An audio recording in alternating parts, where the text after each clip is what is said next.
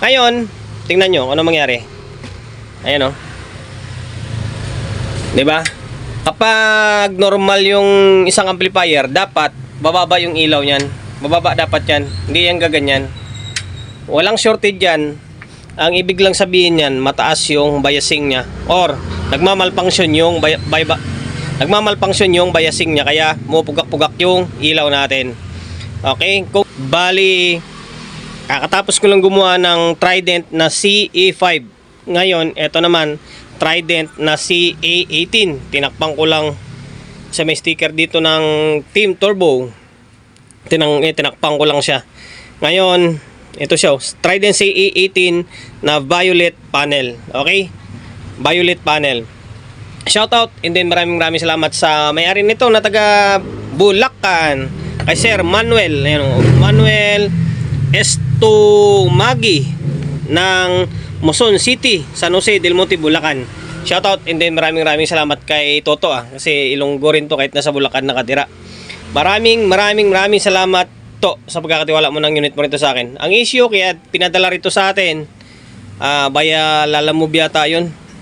Umiinit daw ng sobra and then kumbaga nilalagnat and then nagpo-protect. Una daw medyo umiinit lang hanggang sa natuluyan na, hanggang sa nagpo-protect na talaga siya. Okay? Ito yung mission natin, 40 days. 40 days? For today's video. For today's video. Okay? Ngayon, kapag nagto-troubleshoot ako ng ganitong klaseng unit, nakabalb ako lagi niyan. Kaya kung makikita nyo, ang dami kong bulb dito. May bulb doon. Ayun, pang integrated din doon. May bulb ako dito. May bulb ako dito. Okay? Kaya dami kong bulb. Kahit saan ako sulok magpwesto, kailangan may bulb. Ngayon, tingnan nyo ano mangyari. Ayan o.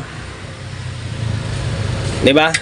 Kapag normal yung isang amplifier, dapat bababa yung ilaw niyan. Bababa dapat yan. Hindi yan gaganyan. Walang shortage yan. Ang ibig lang sabihin yan, mataas yung biasing niya. Or, nagmamalfunction yung nagmamalfunction yung biasing niya. Kaya, pugak-pugak yung ilaw natin. Okay? Kung ito 20 mo yan, automatic, ang init niyan sobra. Ang init niyan. Ngayon, ang alamin natin kung aling channel ang may problema. Okay? Ngayon, sa nakarang vlog ko yata, pinakita ko na sinukatan ko lang. Ngayon, mag-step by step tayo ng baklas. O to, channel 1. Baklasin ko tong channel 1 para malaman natin kung alin channel ang may problema. Although sa may thermal scanner, pwede sana yan eh. Ito 20 mo, tapos titry mo ng scanner. Kaso nga lang, tinatamad ako, kaya itong proseso lang muna gawin natin. Ayan, binaklas ko yung channel 1 supply ito. Ngayon, ganun pa rin pupugak-pugak pa rin. Ngayon, balik natin to. Balik natin. Channel 1 yan. Bunutin naman natin yung channel 2 naman. Okay? Okay, naibalik ko na yung channel 1. Nabunot ko na yung channel 2. Switch on ulit.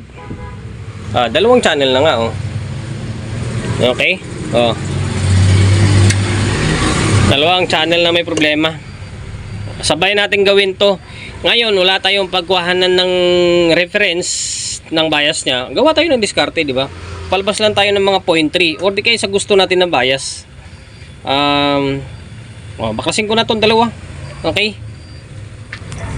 Nabaklas ko na yung channel 2. Channel 2 muna tayo. Ito yung nakaangat Ngayon, ang trimmer niyan ay 302. Ayan to, 302. Pasensya na kayo, yung isang camera yung gamit natin. Isang cellphone natin. Ito, 302 ito. 302 meaning 3K. Yan, 3K yung trimmer na ginamit. Kahit sa board naman, 3K nakalagay. Ang 3K ito. Ngayon, salangan natin ng 2.7. 2.7K. Tignan natin kung anong mangyari sa 2.7 Okay, salangan natin. Mabilis ang video lang ito in case na ito lang talaga yung problema niya. Okay, 2.7K. Salangan ko. Bali, ito na. Nalagyan ko na. 2.7K red, violet, red. Okay? halos kung maging okay ito, sa tingin ko maging okay yung bias, halos parehas sila ng CE5 ng Trident yung bias na ginamit. Okay, 2.7 yan ha. Ngayon, balik natin tong supply muna. Okay, teka lang ha. Pasensya na, one man game tayo eh. Balik ko lang yung supply. Okay, bali ito, nakasalang na yung supply. Sukatan natin ha. Bunutin muna natin pala ito. Kasi makakapikto yan eh. Okay. Oh, ayan.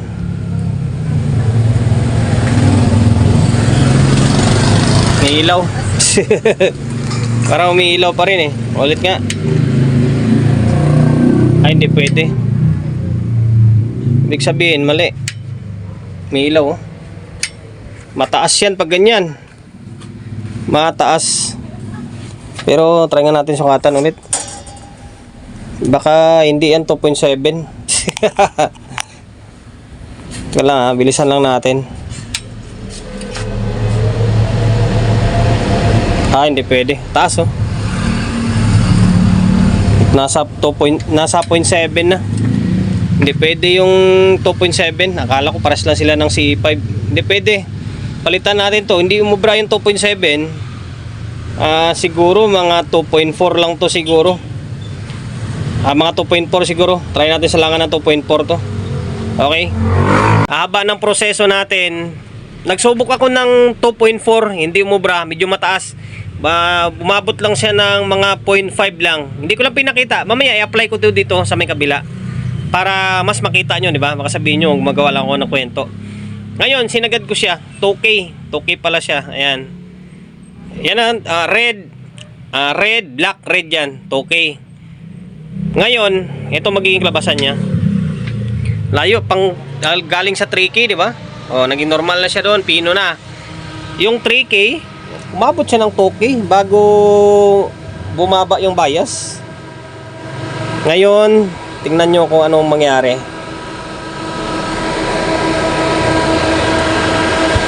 Okay, dito balistad eh. Balistad. Ayan oh. Sapul na sapul yung bias oh. Diba? Nasa 0.3 siya oh. Ganda ng bias niya. Ayan ha, nakatusok yan. Baka sabihin nyo hindi nakatusok. Ayan, nasa 0.3 yung bias niya oh. Ganda ng bias na yan. Okay. Alayo diba? Galing sa 3K. Ano ba yung trimmer? Ito 3K yung kanya oh. 3K yung trimmer oh. Tapos ang binaba niya is 2K. Nagsubok tayo ng 2.7, sobrang liwanag. Nagsubok ako ng 2.4, hindi ko lang pinakita. Bumaba yung ilaw, kaso lang mataas pa rin, nasa 0.5 yung bias na lumabas. Ngayon, sinagad ko na ng 2K. Okay? Okay, sa totoo lang guys, kaya mahaba yung proseso ko kasi nga hindi naman ako naglilista eh. Ngayon, ang gagawin natin, okay na to, balik natin to. Tapos pasada tayo sa may kabilang channel. Tapos ipakita ko sa inyo yung 2.4 na sinasabi ko kanina. Okay? Ito na, ibalik ko na yung channel 2. Ito channel 1, binaklas ko na ulit. Tapos, ito yung sabi ko kanina na yung 2.4 hindi ko napakita. Okay? 2.4 yan ha, 2.4. Dalawang 1.2. Yung isang resistor niyan is 1.2, yung isa is 1.2. Pag siniris mo, magiging 2.4 siya. Okay? Ayan o. Brown, red, red. Okay, nakasiris yan, 2.4 ha. Ngayon, ito magiging bias niya o. Pakita ko sa inyo. Okay, tingnan nyo. Bumaba naman siya, kaso may ilaw pa konti. Yung parang baga ang dating ba, hindi siya pino. Ngayon, tingnan nyo. Oo, medyo mabaga pa siya konti oh. Ito siya.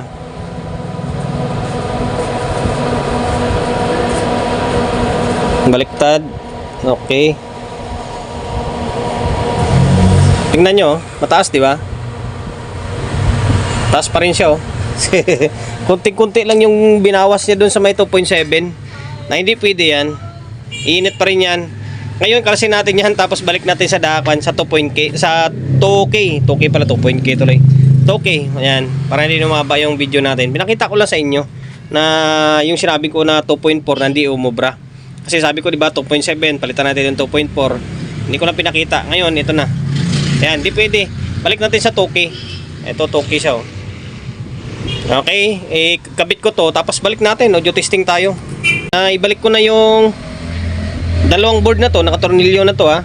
Ngayon, naglagay na ako ng speaker. Ayan, naglagay na ako ng speaker, naka stereo ba to? Oh, naka stereo mode. Ngayon, may audio source na, play natin yung audio source natin. Okay, switch on natin to.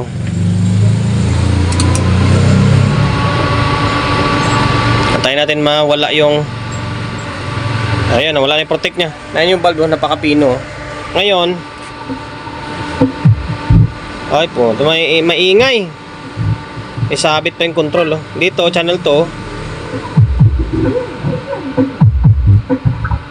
May sabit yung control. Oh. May sabit yung control. Pero may audio. Okay. Oh, ingay, oh. Palitan muna natin yung control para walang masabi si bossing. Okay. Akala ko tapos na yung video natin. Okay lang, baklasin natin itong control, palitan natin para walang masabi si bossing, di ba? Para ano tawag nito, yung wala siyang masabi sa gawa natin. Di ba? Nararamdaman na nga natin na may problema, eh. Bakit di natin palitan? Palitan na natin. Okay? Okay, bali ito na yung control niya. Baklas natin yung pinaka front panel. Ayan, sakto half moon siya, oh. Saktong-sakto yung control natin doon. Okay? Palit natin yung control na meron tayo. Parehas lang naman, naka half moon din. May cover siya, oh. Balik din natin tong cover niya. Okay? Try natin, or palitan natin tong control niya. 10K yung value niyan. Palitan natin. Okay, bali eto, tuloy tayo. Ang dami nating kon, may mga customer na pumasok, and then yung mga kumuha ng unit. Ito napalitan ko na. Ayan. Ito yung stock niya, 10K yan, 10K yung stock. Hindi ko pa nga natanggal yung plastic ko. Okay, tanggalin natin to, ilipat natin dito sa may pinalit natin na control. Ayan, ito bagong-bago, kumpara mo dito sa may tinanggal natin, oh. Bago yan. Yan ang ginagamit natin na control dito sa mga gawa natin. Ngayon, ano ba gagawin natin dito? Balik natin to. Nawawala ako sa wisyo. Balik natin to, tapos diretso na tayo ulit. Naibalik na natin tong front panel niya. Napalitan na ng control yan. Oh. Naka 220 tayo, Yan, naka 220 na yan, oh. Wala na yung bulb natin, wala naka-load doon. Wala naka-load dito. Yan, naka 220. Oh, yan, bala ka dyan. Ngayon, naka-play yung music natin. Ayusin muna natin to. Okay. Channel 1. Oh, wala na siyang sagrak, oh. Kanina ang ingay. Hindi. Ay, music natin. Kailang. Okay. Oh, channel 1. Channel 2. Oh, wala nang sabit, Wala, oh. Dalawang channel. Sodo natin. Oh, walang sabit. Dito, wala na rin. Oh, yan, oh. Tapos yung init. Ang init, paano kaya? Wala battery. Nalaglag yung kwa natin, thermal scanner. Hindi natin ma-temperature. Wala na to. Okay na to. Wala na kainit-init yan. Kasi kung mainit yan, kung sira pa rin yung bias niya, automatic magpo-protect yan. Okay na. Paano yung oras natin? Hanggang dito na lang. Maraming salamat kay bossing nito na pinagkatiwalaan tayo na tayo ang gumawa or gagawa ng unit nila. Trident na CA18 na violet ito, violet panel. Ang issue is sobrang init, dalawang channel. Ayan, Phoenix bias natin. And then nagpalitan rin tayo ng control para swabe na. Okay?